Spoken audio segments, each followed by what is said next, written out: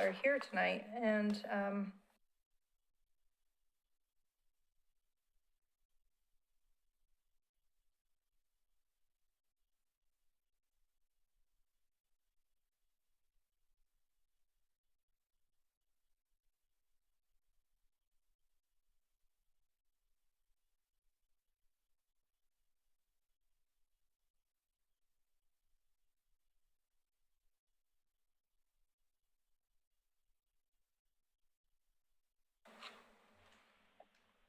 I don't. Yes, Robert Kent.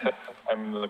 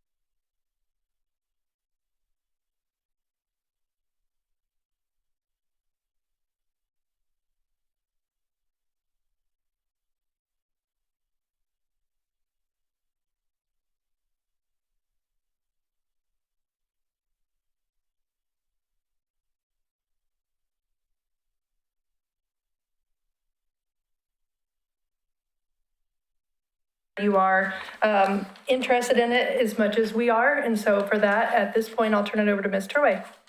Thank you very much. We're happy to be here this evening to talk about program planning within the boundaries of the Willamette Falls Legacy Project Riverwalk.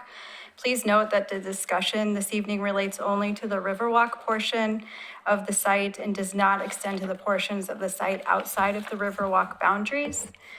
We're going to begin tonight with a brief presentation about the process to identify programming within the Riverwalk. And after that presentation, there'll be opportunity for the City Commission to ask questions of staff and also talk amongst yourself. So we're really here to answer any questions that you may have of staff.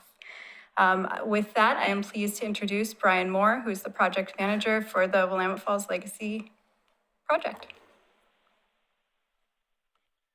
Thank you, Laura Turway, and thank you, commissioners, for the opportunity to present on the Willamette Falls Legacy Project programming status in support of your staff team on the project.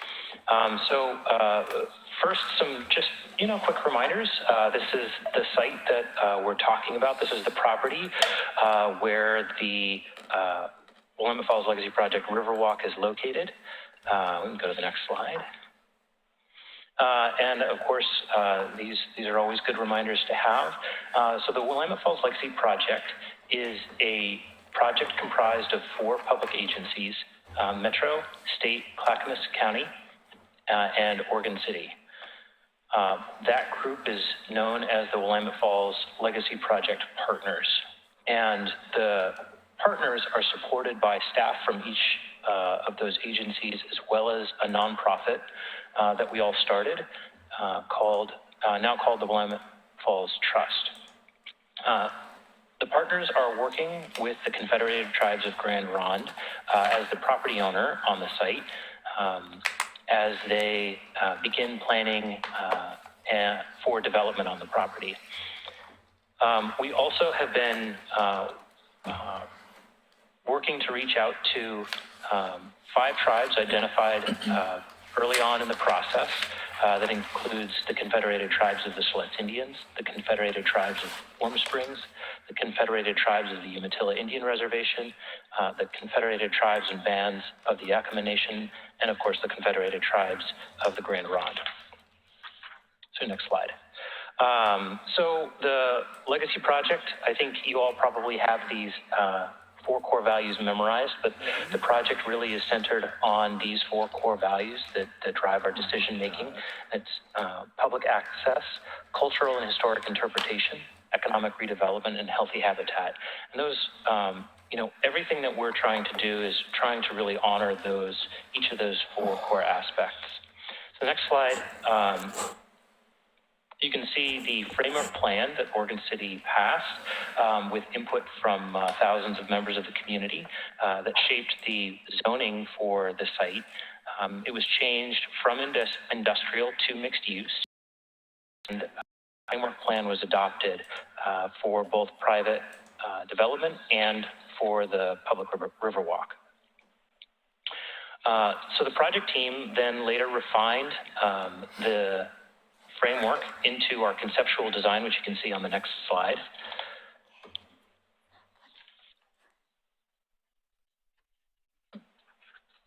And so you can see how we took that conceptual design and now have identified areas along the river that include, pedestrian pathways, access to a boat dock,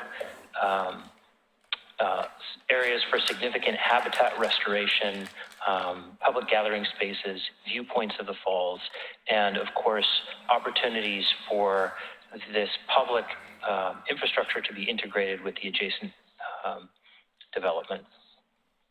So we've got some conceptual drawings, in the next few slides that show renderings of what the design team imagined the project would look like in 3 dimensions. This particular area highlights our goal for phase 1, which is to reach a building complex at the south west corner of the property that is called the Mill H Reject Building. There's a paper mill designation. And the idea is to have a viewpoint of the falls at the top of that building. Again, that structure is currently, it's an existing structure, and so we'd be looking to retrofit the existing structure. Next slide. The designs show how the walkway would move through the site, and again, how we would be advancing the 4 core values.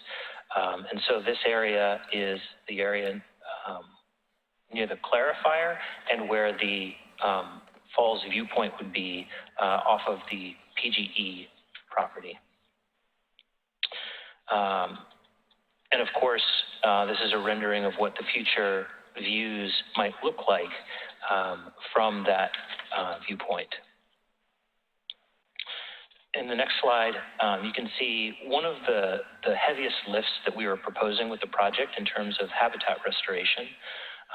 This would be the restoration of an historic alcove or channel that was on the site.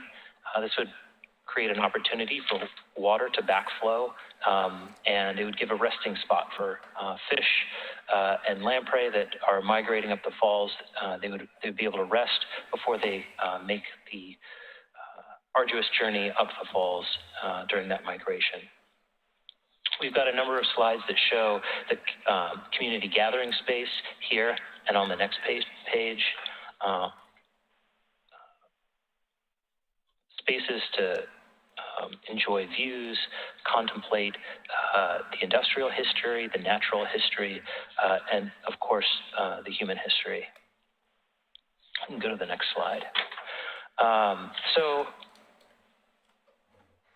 the images, as well as the conceptual design, focused on programming, on the programming possibilities based on input during the initial community engagement. We really wanted to focus on delivering a truly exceptional programming effort, and doing so would require more thought than an approach of build it and they will come. So for us, programming includes the extent to which the site has spontaneous public use. So, public access, the idea is that people can just go out, go for a walk down the river walk. Scheduled use, so spaces that would be potentially reserved for private or semi-private or public events. And then the highest level, which is planned events. So someone would be responsible for planning specific public events that would be advertised and marketed.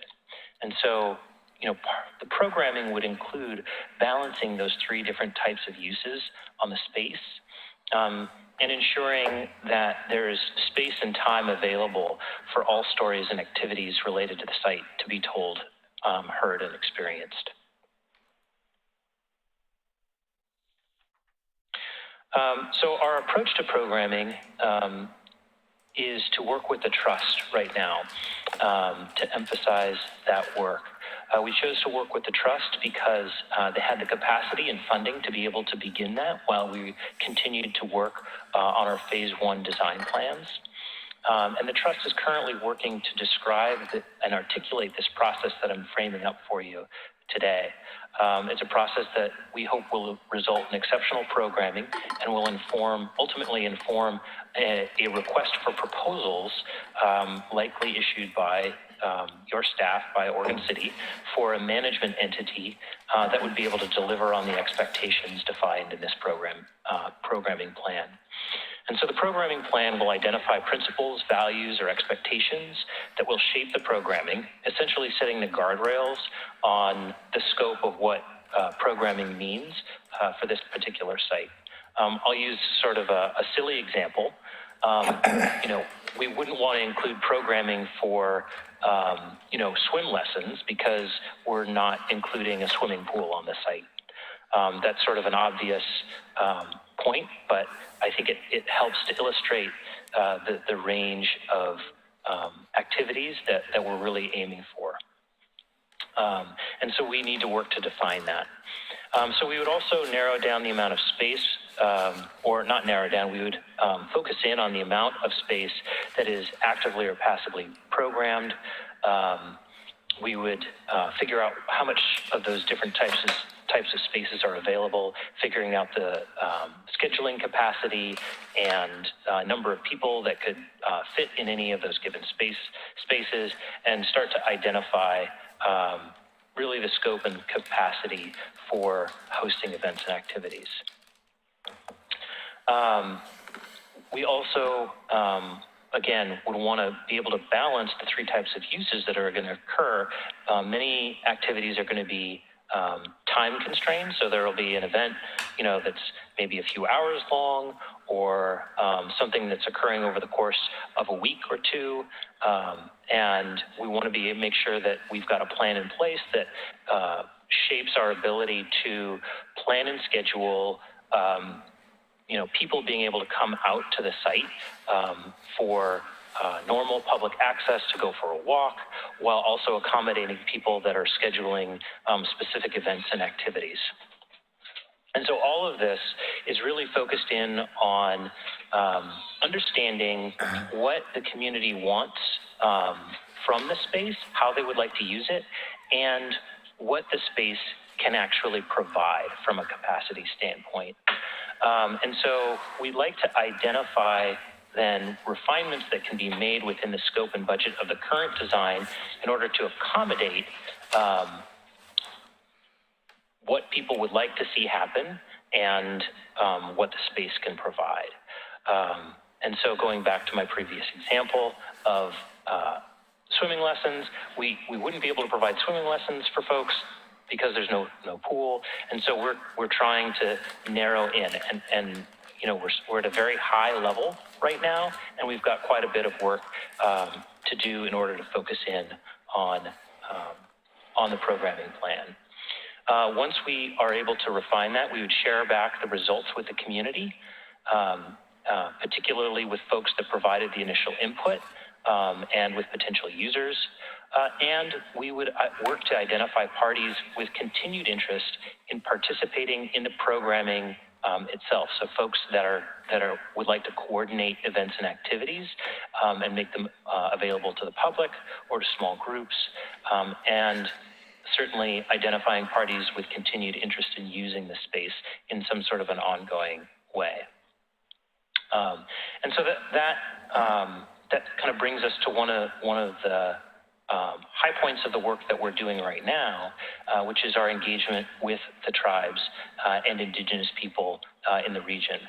So we're doing that work in an intentional way because we want to build relationships so that all of those folks will be able to participate in the programming and in the planning of programming, because often they've not had the opportunity to work with us on previous projects.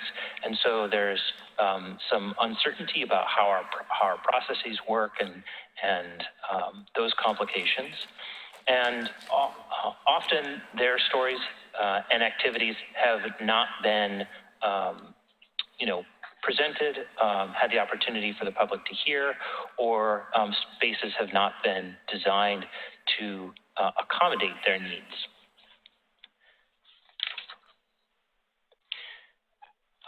So let's see here. If we could go back one slide, there's a little bit of process that I'd like Laura Turway to mention, if she can, regarding Oregon City. Thank you very much. And before I do that, I just want to take a moment to acknowledge Louis Pitt from Warm Springs Government Affairs Director, and Davis Washeen's Yakima Nation Fisheries, who's also, and a Willamette Falls Trust Board member who's also joined the meeting as well. So for programming, we want to articulate the difference between the work that is happening now and the work that is yet to do. And there's a lot still left to do. So as Brian's talking about, the work that's happening now is to identify program planning. So we identify a framework which we will use later to figure out what stories and activities will occur on site. We're not figuring out exactly what those stories are or what those activities are right now. We're figuring out how to figure that out. And so this framework now is done at the Willamette Falls Legacy Project level, not just solely within Oregon City, because it's really setting the tone for the project and at a much higher level of how the project partners want to proceed through this process. Now, later, Oregon City will eventually, has identified that we would like to be the ones that implements programming on site. And back in February at the work session, then you guys identified an option to have a third-party entity do that with some type of oversight, lots of questions and details to work out there. But we have a general sense from the commission that we do want to be in charge of programming, and we do want to have that specific type structure. So this programming planning now is helping us because it's creating a framework which we can then implement. And it's also helping us because, as Brian said, we will know the scale of how much programming to have on site, and that will inform an RFP, which you guys have identified that you would like to do a procurement process for that entity. So we'll have a little bit more information when we get to that step. So I want to really articulate the difference between us implementing programming on behalf of the legacy project and what this work is, which is trying to really set us up for success.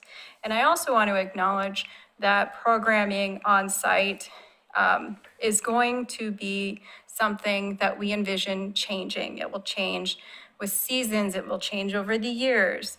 We anticipate really having this excellence programming implemented, which means that it will be an ongoing thing. And we're not, even when we do start and create some plans of what stories we're going to tell, that won't be it. We anticipate this changing all of the time in order to maintain that expectation on behalf of the partners that it will always be an engaging and interesting place to go. And we remain committed to telling all of those stories from the history of the site, whether they are ones that we are proud of or ones that we are maybe not so proud of at all. So coming to a place of real education. So we wanted to answer any questions and talk to you a little bit about the difference between program planning and program implementation. Did you guys have any questions on that? No? All right, seeing none, back to you, Brian. I have a lot of questions about that. And we'll have a space after this to talk more as well, but. I guess one of the questions I was struggling with is how we start this process of, even on a high-level view of programming, if we don't know what the space is. And what I mean by that is we don't yet know if it's a park. And to me, a lot of the programming hinges on what that place is. If it's a park, a lot of the programming that we're planning can't happen in a city park. And if we don't know it's a city park or not, or what the label is on this Riverwalk, then how do we go and start programming for it? Do we program the ideas and then decide how to make the park, this place fit that? Or do we do that first? What I mean by that is we can't have, certain things that I imagine in the future, when we get into the details of the program, will involve things like sponsorships, it'll involve things like food trucks, it'll involve things like events, some of which can't happen in a city park. And so it seems to me do we define what that space is before we really start getting into that realm? Because to me, I don't know how we do it, the reverse. I guess I would say, I think, one, remember, we're talking about an easement. So thinking of it as a city park when you have an easement over private property, I think that's, maybe there comes a day when that easement is dedicated, maybe not, right? But I think you probably. Well, I'm not implying it's part, I just have never got a definition of what this thing is. Yeah, and I'm not sure we exactly know yet.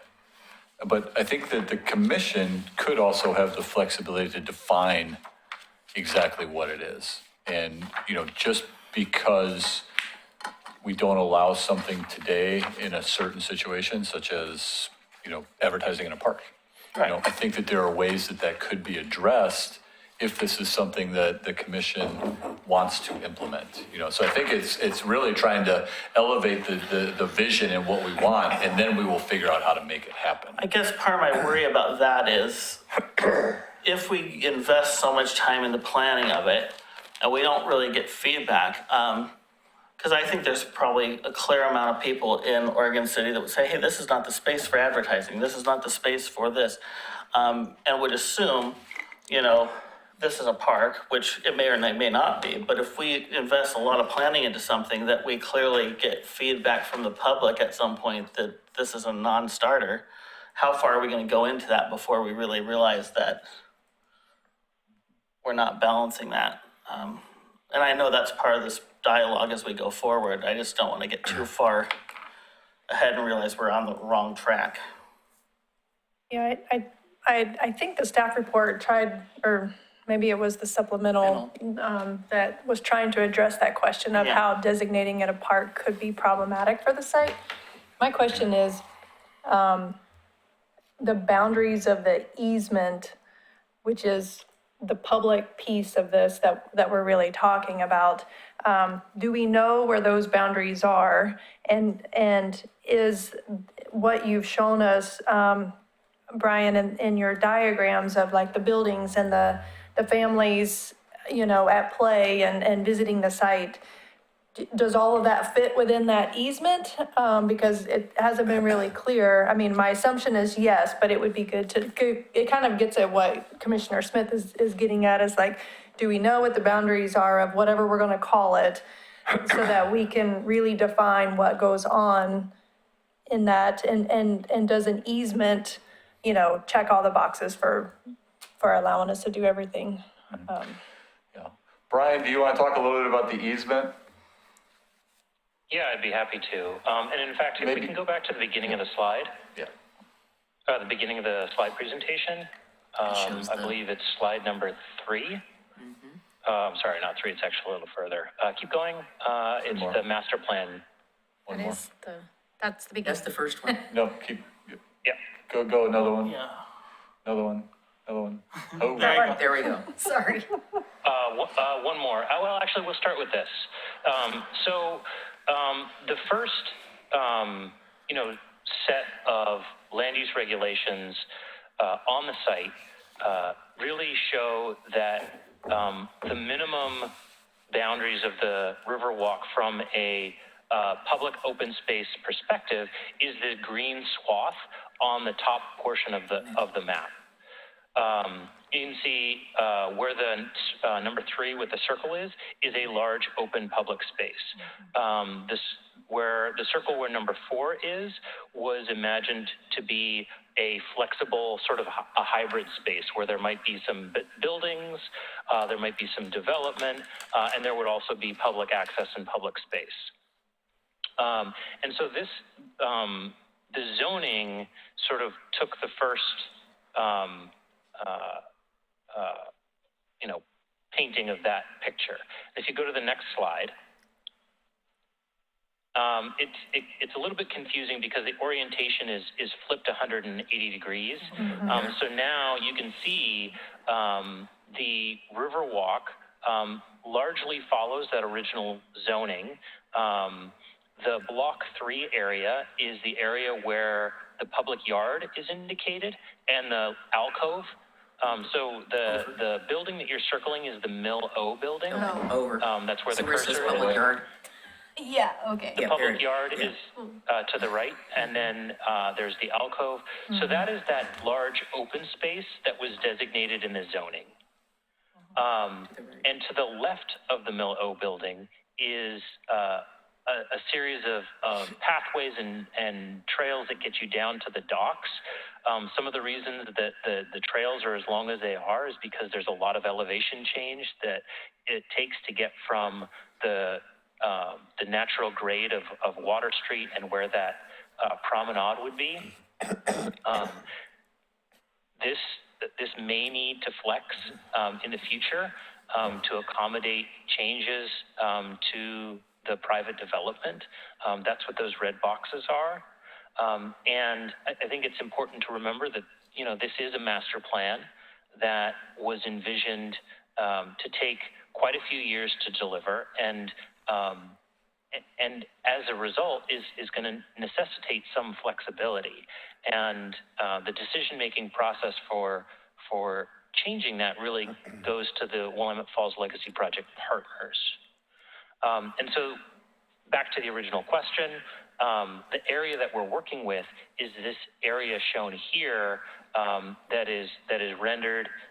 It's the sort of beigey gray areas, and it does not specifically include the white buildings.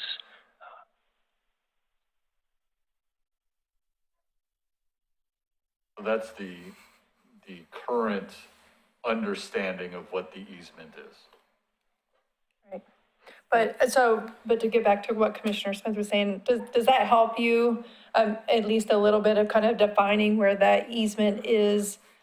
I guess for now, our position is that the easement is kind of setting aside that public area, and whether or not it becomes a park, an official city park, or remains as an easement, the area is for our intents and purposes is kind of a secured area for the public that will be used, and therefore we can plan within that space because it's been defined, kind of, you know what I mean? I'm really not, I really don't have a question about the actual space. It's really what it is. And my concern is the public doesn't know the difference between a park and an easement. So unless we know what that is, we're going to be looked at as inconsistent if we're trying to apply things to this place that we don't allow in city parks. Right. And if we I don't gotcha. think that through, we could get a public backlash for certain things that we've planned ahead of time without having that dialogue. And so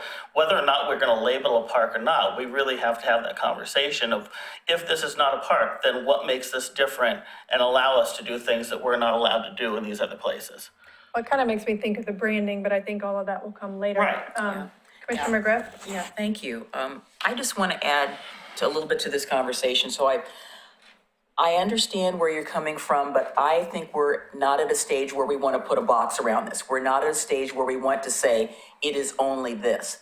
I think we are in a stage where we're still having discussions about what that is. And I guess I have to kind of go back into my own personal history. And when I hear the word easement, to me, that does not imply fee simple in land. So all the parks that we have in the city, in my understanding, is that they are owned by us outright in fee simple. This is not the case. This is like taking a piece of bread and putting peanut butter on the top of it. The peanut butter is the easement. The bread is the private fee simple land that is owned by the Grand Ronde tribes. So in order to, they own underneath. Isn't that correct, Tony? Yes, they own the Right, but not underneath land. infrastructure, so we're not. No, I'm not talking about putting structure. peanut butter on I'm talking top of about it. We land. still own Just it. talking about the Right. land. Right. So I think that we are boxing ourselves in Commissioner Smith, if we try to define it right now. I don't think we will be doing, I think, a disservice to all of the people that have participated if we put that box around it. I think the box around it is going to constrain the possibilities of what we can do here. And this is going to be different. In my mind, this is different than any other public space or park that we have in Oregon City. I see it as being not setting any sort of precedent. It is kind of by itself. It is a unique situation because, again, it gets back to the easement. And I think we can, as a community, explain to people what an easement is. So, like, no, I agree with you. Yeah, so do you kind of see where I'm coming from? I'm Yes. trying to give us the broadest possible range to imagine Yes, but what? and not take us to, okay, it's got to be this. No, I agree. Yeah, okay. But I guess what my concern is, that works if it's an open dialogue and Absolutely. process. It doesn't work in times that we've seen projects go forward. For instance, the tram project out to the falls, which was completely, outside of the public purview and got so far along that once the public found out about it, derailed it completely and ended it because there wasn't a dialogue of what this was going to be. I think we're gonna So have I that. think it's a balance between the two, and we just have to make sure that we don't invest so much, time involved outside the public that when we get to a place, they're like, hey, wait a minute, that's not what we thought was happening. I agree with you. I think we are taking very slow and deliberate steps to make sure that we are doing the check-in, the Right. check-in, and the check-in. And that's what I see as part of this process.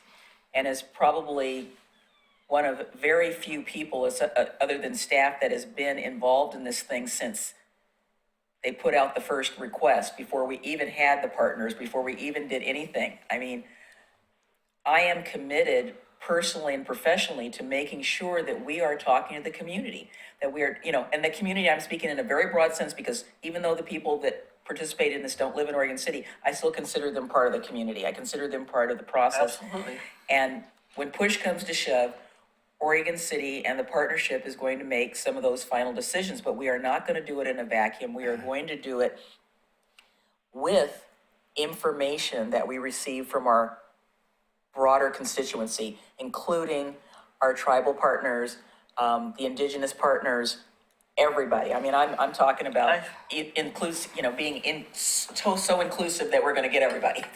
I hope you're right. That's not the way we've done anything before. Well, this is a new day. This Laying it out All there. right. we're blazing some new trails here, and I'm excited about that. I think another way to think about it too is, I think probably, just trying, thinking back to when we did the public participation component of this with Snowhetta and Walker Macy before that, there was this just idea generation. Right, and then it kind of got refined, right? And then it was, idea generation and then refined again. I mean, this is an evolution of all the investment and work that we've done to even get us to this point. I think probably many of you remember the Snowhetta, the boards with the different seasons and the sounds and the sights and the activities, in different parts of the season and how that changed. That was a pretty extensive public engagement process, and that is being used to inform the work that's being done. It hasn't been lost in this process. So I think, to Commissioner Smith, I hear you loud and clear, and I hear your concerns, and it's but it's at some point you have to go and you have to put something together to even bring out and let people even imagine what those possibilities might be. Yeah. And we may go, no, I mean, how long did we go round and round about, a Ferris wheel, right? I mean, but we work through that process and we get to a point where, okay, we're comfortable to move forward. Do you know that there is a space in Portland that the programming for it takes into account very similar process to what Snowhetta took us through? It's the Chinese garden. It is completely different in every season, even though physically it hasn't changed, but the way the seasons affect the way everything was designed and how it responds to that it's pretty amazing. And I kind of, in my mind, see a bigger version of that, what we're talking about. I mean, just because it is seasonal, things happen in our lives, in our community that are based on seasons. I mean, we're not going to program, something that doesn't happen in a season. I'm thinking the thing they talked about was when the eels come in, that's a specific time frame that brings a whole lot of other things to it that we could take advantage of. So, I mean, I'm just, again, I'm trying to think real big, real broad, real, imagine and use your imagination and kind of say, hey, until the sky's not the limit, it is. So I think Ms. Turway did a good job of explaining where we're at as far as the high level, planning, and the opportunity to do some more narrow planning work a little bit later. I think, for Brian, if I could summarize what I feel like you're hearing, what I would like maybe to hear is, where can Oregon City plug in on the communication and the outreach? If it's once a year, if it's every 6 months, that's separate from the Willamette Fall. I know you have your own outreach, but clearly Oregon City wants to make sure we're having a conversation with our community. So where are those points where we can plug in? And I think we're ready to move on the slides. Yeah, certainly. So I feel like I ought to respond to your question about the moments when Oregon City would plug in as a community. And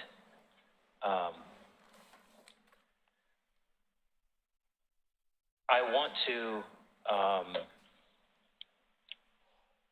there's a couple of points. So the first one is not tied to like quarterly or annually. It's really tied to the timeline of the project delivery. And one really good example is, as the project moves into shaping what phase 2 of the project would be, and one possibility of what a second phase of the project could be, would be the public yard. When it comes time to start that design process, that would be another major opportunity to do community engagement to help shape and inform the look and feel of that public yard. So the design that you have, a little snippet on the screen right now, is an idea that came out of the previous community engagement efforts. The engagement work that we're doing right now, building the relationships with the tribes to get better input than we did on our first round of efforts, we're hoping will help provide a baseline level of information that can inform those future designs. And then we would do community engagement again regarding the specific areas to give the public an opportunity to weigh in as well. Okay. Sure. Back to the slideshow. Let's see. Let me make sure I'm on the right slide. To my point about our engagement with the tribes is, getting meaningful input takes relationships, and building the relationships takes time. And so one of the reasons why I think you're not seeing a lot of what I would call traditional public engagement is because we're spending our time doing quiet meetings with folks to build the personal relationships necessary to help people feel comfortable thinking about the Riverwalk project, understanding the complex partnership that we have and the complex relationship that we have between the property owner, and still providing input that can be meaningful and help inform what next steps we take. On the next slide, we've got a lot of text here, but really this is, the activities, what we're talking about on this slide is the grant agreement. So the Willamette Falls Trust is doing our community engagement work as the project team continues to work on the engineering and designs and negotiations with the property owner for the first phase. And so the Willamette Falls Trust is maintaining our connections to the community in the meantime. And the activities that the trust is performing on our behalf are specified in the grant agreement approved by the commission on July 1st. The programming planning further defines the scope of the term that we were previously using, world-class active programming, which was identified by the community as a desire.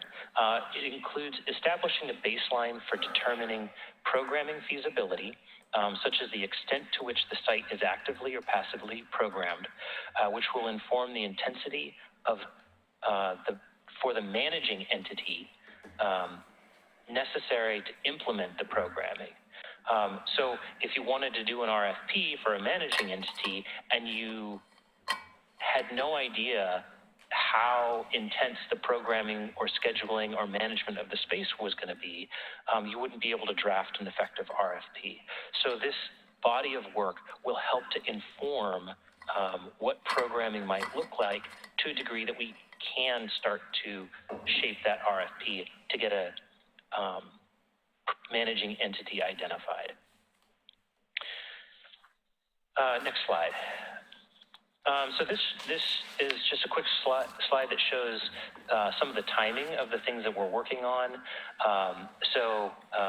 The phasing, design, and construction of the Riverwalk is a little bit ahead of everything else. The programming approach, we're doing work to catch up. Our easement and Riverwalk negotiations with the property owner are underway. And then as I understand, there would be a development agreement between Oregon City and Grand Ronde regarding future development. So those are the 4 tracks of work moving forward on the project. Next slide. So this is the tentative process to approve the programming. So really it starts with the work that the Willamette Falls Trust is doing now. So they were going to be integrating the work that was done by BRV, Mass Design consultants that they hired to assist them, and to their own Indigenous community engagement work. And so that would come together in a draft programming approach. That draft programming approach would be presented to the Willamette Falls Legacy Project staff for technical review and comments. The Legacy Project Manager would approve the programming approach as a deliverable under the grant agreement. We would then want to have Oregon City review the programming approach at a public meeting and presumably adopt it formally by resolution like we did the master plan. Metro would also review the programming approach at a public meeting and adopt it also likely by resolution.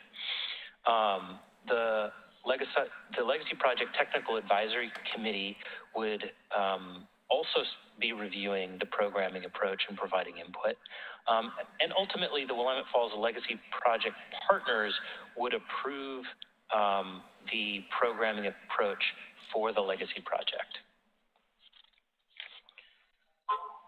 So Brian, it should be noted, before you leave that slide, so are you saying that the coordination and input from the tribes is all happening in that first box? Is that correct? yes, that's correct. Okay. And to be clear about that engagement, there's really three different types of engagement that we intend to do with the tribes. The work that's happening now is what I would call tribal community engagement. And so the work is to build relationships with people in the community to get meaningful input, to help us better understand the needs and desires of the tribes as it relates to this site and the project. The other type of engagement that we intend to do with the tribes is government to government engagement. And so that's formal government to government between Metro and the tribes, hopefully also between Oregon City and the tribes, and it already occurs at the state level.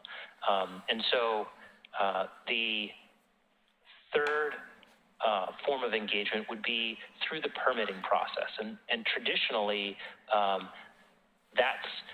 that's been the only area where at the local level, engagement with the tribes has occurred very frequently in Oregon. And so it's at that permitting process where the federal government is involved, and the government-to-government interactions occur with whatever federal jurisdictions apply. In our case, it would be the Army Corps of Engineers. Okay. And so again, we're looking at engaging at those three different levels with the tribes. Okay, and that sounds good. I didn't see in the staff report anywhere, it wasn't clear where the government-to-government work was gonna happen, so it all sounds good. I just wanted to clarify the level of coordination and where it was happening to make sure that it was in part of one of those blue boxes and hopefully early in the process, so. Okay, thank you. Yeah, yes, we see the government-to-government engagement as ongoing and continuous, and also beyond the scope of just the Willamette Falls Legacy Project.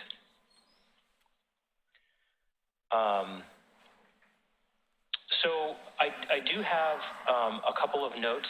We received some input on our presentation from Grand Ronde, and they informed us that that they do not currently support the programming approach as of now due to a number of reasons, including questions about the relative roles and statuses among the 5 tribes, the Portland Indigenous community, and other organizations identified, and the trust, because of concerns regarding the timing and order of engagement and outreach activities, and questions about cost, funding, and relative allocation. The Confederated Tribes of Grand Ronde continues to engage the Legacy Project partners and the trust directly in attempts to fully address these issues. It's also my hope that this presentation helps to more clearly articulate the answers to some of the concerns that they had. Additionally, each of the other 4 tribes, Yakima, Umatilla, Siletz, and Warm Springs, have issued public statements through the Portland Tribune in support of the programming approach, its timing, and the work of the Willamette Falls Trust, as well as reaffirming this through their tribal council representatives on the board of the Willamette Falls Trust. So, you know, we're navigating a delicate situation on a project that, you know, this sort of thing hasn't really happened before. And so, you know, we're working very cautiously to address everyone's concerns to the best of our ability, and very hopeful that everyone can see that we really do want to make sure that all the voices can be heard through this process.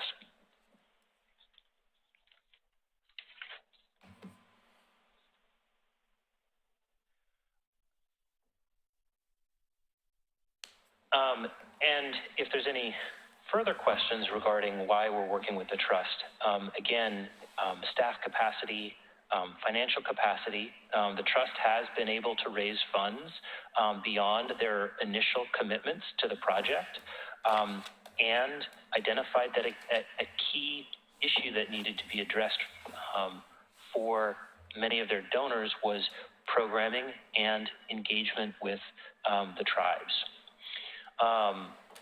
Also, the trust has the shared desire to implement the 4 core values.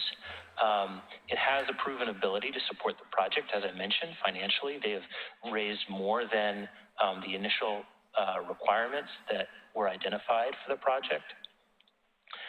And the programming work needed to be done to advance donor prospecting.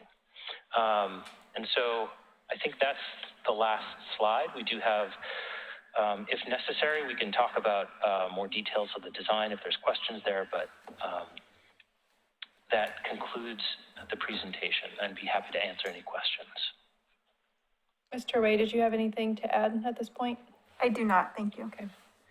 Any other discussion? Feel I should because I'm the one commission member that attends the Willamette Falls Legacy Project meetings. So I think it's imperative. It is so important to understand that tonight's conversation is about the public component only. It is about the easement and how it shall be used.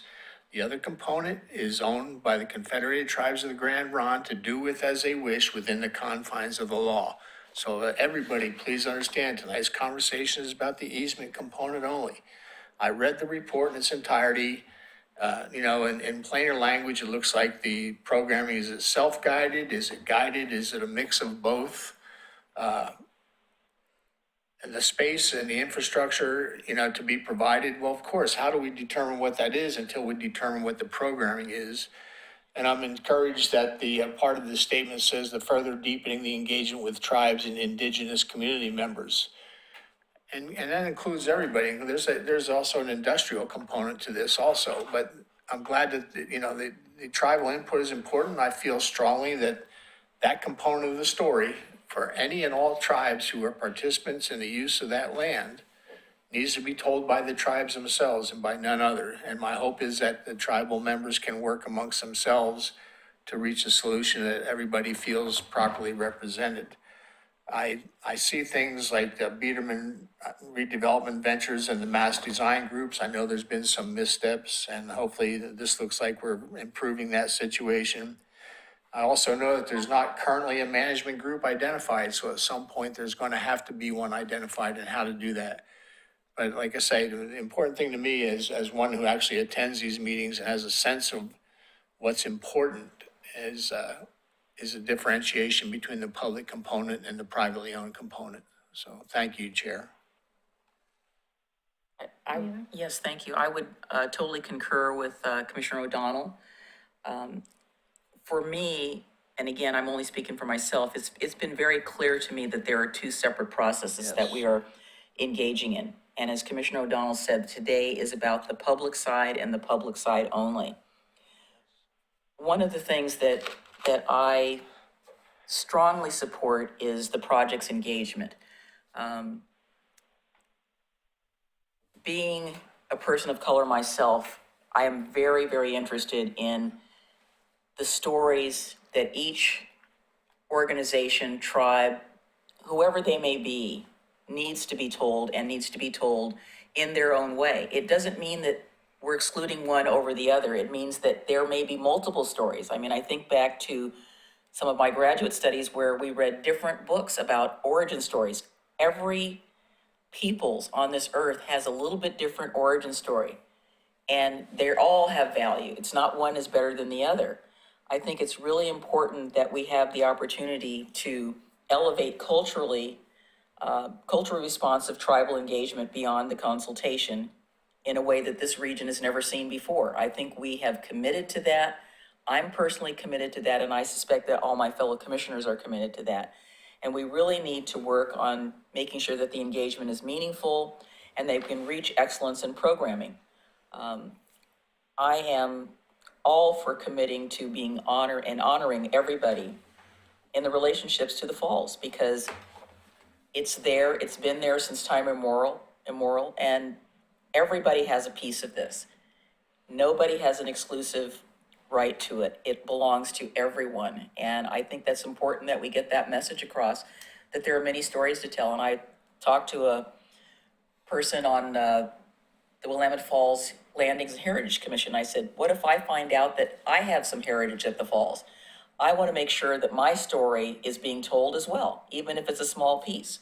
So I don't see that we can go wrong by being open and inclusive of everybody. Commissioner Smith, do you have anything else to add? No. If I may add one more thing. Commissioner O'Donnell. I'd invite anybody and everybody to read the report that's part of this meeting tonight. It's a Q&A type report. It talks about the Willamette Falls Legacy Project programming questions. It's a very direct question. It's a very direct answer. I think it's helpful to anybody to read that. Thanks. Thank you very much. I was going to comment on the staff report and the supplemental question document as well. I think whoever wrote the staff report, Ms. Turway or Mr. Moore, or Mr. Conkle, or as a team approach, whoever put it together, I thought it did a really good job of explaining the programming framework. I like the term that you used, a framework, of kind of just creating the framework where we will do more work, more refined and more detailed work and later on in the project. I think that's a great way of explaining it. I thought it laid out everything really well and helped explain some of the questions that we had and answer lots of the questions about the management and who's going to do it and at what time. And so it was really helpful. I'm really pleased I got my questions answered tonight, particularly on the engagement with the tribes that have expressed an interest in this project. And it seems to be heading in a very good direction. So with that, if there's nothing else, anything else from you, Brian? No, thank you for the opportunity to present. All right, thank you for presenting, and with that, I think we'll move on to the next item. Everybody, again. Yeah, thank you, Commissioner McGriff. I do want to thank the tribes. I hope you found this presentation beneficial and hopefully learned something new, or hopefully didn't learn anything new. Maybe you've heard this before and there were no surprises, but it was definitely informative, I think, for us, and we appreciate being kept in the loop and moving us all together on this project. So thank you for attending tonight virtually from your locations. They were pleased with what they heard. All right. So with that, we're going to move on to the city manager's report. I don't have anything tonight. Nothing else. All right. And with that, we're right at 7 o'clock, so we're going to adjourn, and we'll take a couple of minutes to move to our regular sessions, maybe 5 minutes.